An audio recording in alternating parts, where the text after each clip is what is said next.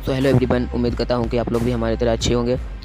इस वीडियो में हम बात करेंगे सिंपल पास्ट टेंस के बारे में, जिसका दूसरा नाम पास्ट इंडेफिनिट टेंस है। इसकी पहचान जो कार्य खत्म हो चुका हो वो सिंपल पास्ट टेंस के अंतर्गत आता है। ऐसे वाक्यों के अंत में आ या ई ए ऐ ता था ते थे ती थी आते हैं। ये 3 प्रकार के होते हैं। नंबर 1 अफर्मेटिव सेंटेंसेस, जिसका बनाने का फार्मूला अगर सब्जेक्ट सिंगुलर अथवा प्लूरल हो तो subject plus second form of the verb plus object वाला सूत्र लगता है। फॉर एग्जाम्पल, मैंने अपना काम पूरा किया, I completed my work. Second example, वे हमेशा मेरी मदद करते थे, they always helped me. Next example, मैं वहाँ गया था, आई वेंट देयर। उसने पत्र लिखा, सी रॉट अ लेटर। वह मुझसे प्यार करती थी, सी लव्ड मी। मैंने यह काम किया, आई डिड दिस वर्क। उसने कल मुझे एक सेब दिया, he gave me an apple yesterday. Rule singular तथा प्लूरल दोनों ही सब्जेक्ट के साथ वर्ब की सेकेंड फॉर्म आती है। नोट पास्ट इंडेफिनिट टेंस को ही अब सिंपल पास्ट टेंस कहते हैं। जो हमारे दूसरे टाइप की सेंटेंस है वो है नेगेटिव सेंटेंसेस, जिसे हिंदी में निषेधात्मक वाक्य या नकारात्मक वाक्य कहते हैं। इसके बनाने का फार्मूला अगर सब्जेक्ट सिंगुलर अथवा प्लूरल हो तो सूत्र जो है हमारा थोड़ा सा बदल जाएगा। Subject plus did not plus first form of the verb plus object. For example, उन्होंने छुट्टी के लिए आवेदन नहीं किया, he did not apply for leave. उसने अपने पिता को एक पत्र नहीं लिखा, she did not write a letter to her father. उसने मिठाई नहीं खाई, she did not eat sweets. Myra कल नहीं आई थी, Myra did not come yesterday. वह मुझसे प्यार नहीं करती थी, she did not love me. Sunil ने कभी झूठ नहीं बोला, Sunil never told a lie. Rule number 1, negative sentences में सिंगुलर अथवा प्लूरल सब्जेक्ट के बाद डिड नॉट लगाकर वर्ब की फर्स्ट फॉर्म का प्रयोग करते हैं। रूल नंबर 2, यदि सेंटेंसेस में कभी नहीं आया हो तो नेवर का प्रयोग करते हैं, नेवर के साथ डिड नॉट नहीं लगाते हैं, केवल वर्ब की सेकेंड फॉर्म का प्रयोग करते हैं। इसके एग्जाम्पल आपको ऊपर में समझा चुका हूँ। तीसरे प्रकार के जो हमारे वाक्य होते हैं वो होते हैं प्रश्नवाचक वाक्य, जिसे इंग्लिश में इंट्रोगेटिव सेंटेंस कहते हैं। इंट्रोगेटिव सेंटेंस, जिसे जो फार्मूला हमारा है वो है अगर सब्जेक्ट सिंगुलर अथवा प्लूरल हो तो सूत्र हमारा did plus subject plus first form of the verb plus object plus question mark. Second formula did plus subject plus not plus first form of the verb plus object. For example, क्या आप कल कक्षा में शामिल हुए थे, did you attend the class yesterday.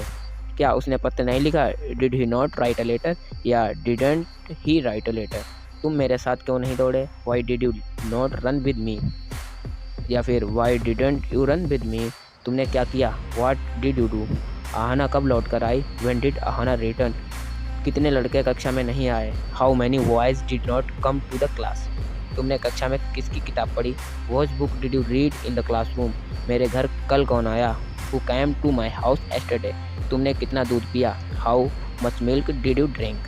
Rule number 1, अगर वाक्य में क्या शब्द लगा हो तो डिड को सब्जेक्ट से पहले लगाते हैं, वर्ब की फर्स्ट फॉर्म लगाते हैं। इसके एग्जाम्पल आपको ऊपर में समझा चुका हूँ।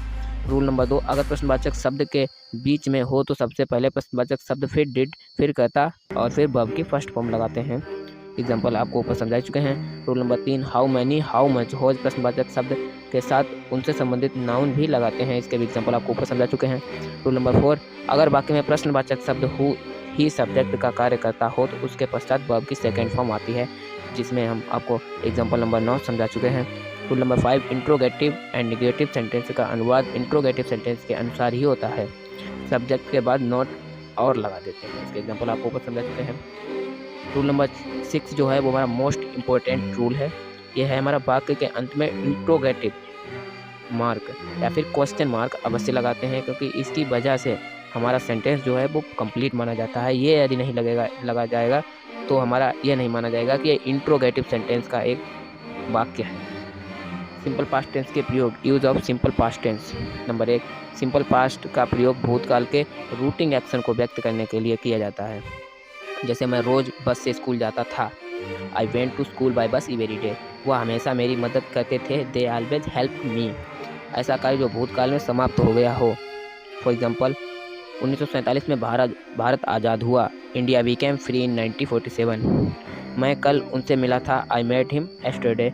मैं कल वहाँ गया था, आई वेंट देयर एस्टरडे। भूतकाल में अधिकार, पोसेशन, स्थिति, पोजीशन, परिस्थिति, सिचुएशन, अस्तित्व, एक्सिस्टेंस की अभिव्यक्ति के लिए भारत के पास बड़ी मात्रा में सोना था। India had a great amount of gold. Train late थी, द ट्रेन वाज लेट। अगर वाक्य की शुरुआत इट इज टाइम से हो और उसके बाद सब्जेक्ट का प्रयोग हो तो सब्जेक्ट के बाद वर्ब की सेकेंड फॉर्म का प्रयोग करते हैं।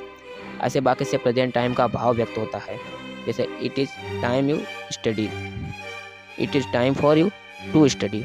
Habitual action in the past, अंग्रेजी में habitual action in the past को एक्सप्रेस करने के लिए simple past tense used to the would का प्रयोग करते हैं। मैं नदी के किनारे टहला करता था, I used to walk along the river, वह अक्सर देर से आती थी, she would often come late. मैं सुबह टहला करता था, I walk in the morning. Emphatic sentence, वाक्य को इम्फेटिक जोरदार बनाने के लिए सिंपल पास्ट टेंस में डिड का प्रयोग मेन वर्ब के पहले करते हैं। ऐसे वाक्यों में मेन वर्ब फर्स्ट फॉर्म का में होता है, जैसे उसने किताब तो खरीदी, she did buy the book, उसने माफ़ी तो मांगी, ही डिड अपोलोजाइज।